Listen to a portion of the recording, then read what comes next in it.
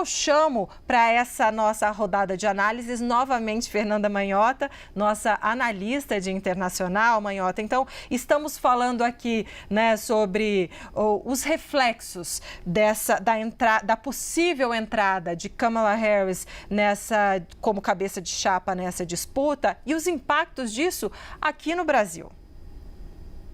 É isso, Débora. Foi até interessante ouvir Jussara agora falando sobre a repercussão entre os bolsonaristas, né? E essa comparação entre o que tem sido publicizado nas redes, né? E o que de fato eles falam no off the records. É a mesma sensação que eu tenho entre os trumpistas nos Estados Unidos. Isso também está acontecendo.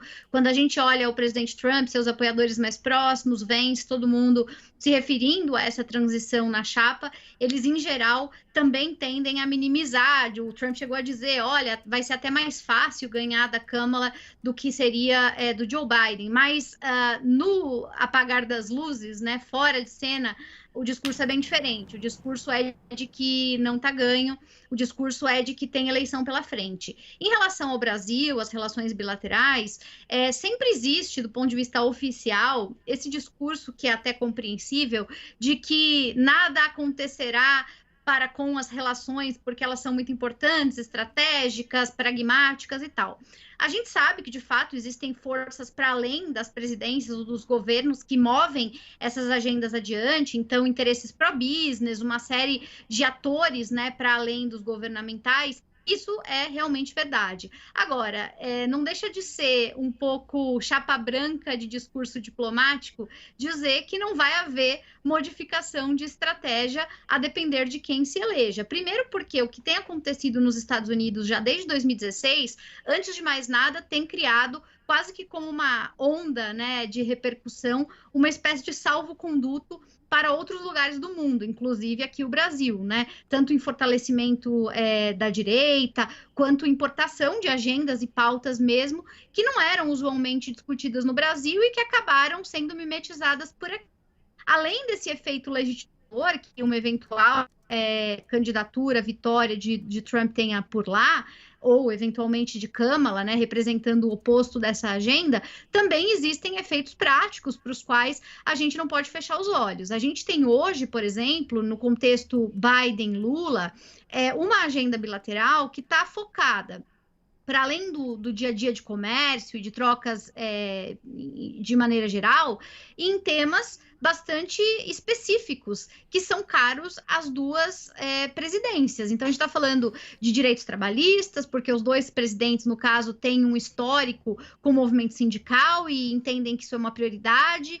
Também nós temos uma agenda verde, uma agenda ambiental. A agenda energética dos dois países passa por isso. Não podemos esquecer que, recentemente, em 2023, foi feito um acordo de cooperação entre Brasil, Índia e Estados Unidos para justamente promover biocombustíveis, né? E que isso tem sido impulsionado porque existem valores em comum entre os dois presidentes e as agendas que eles representam.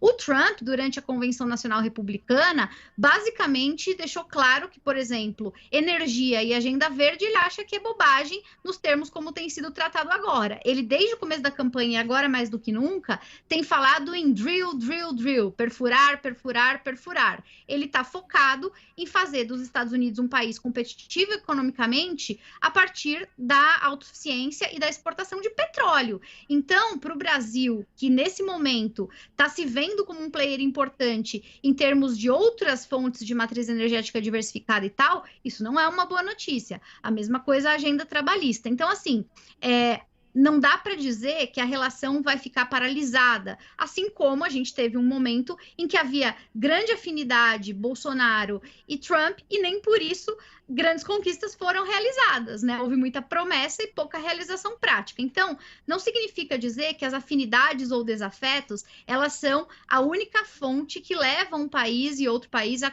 cooperarem. Mas, sem dúvida, seria ingenuidade acreditar que, independente de quem está no poder, tudo segue em perfeita harmonia. Não é assim que a banda toca, viu, Débora?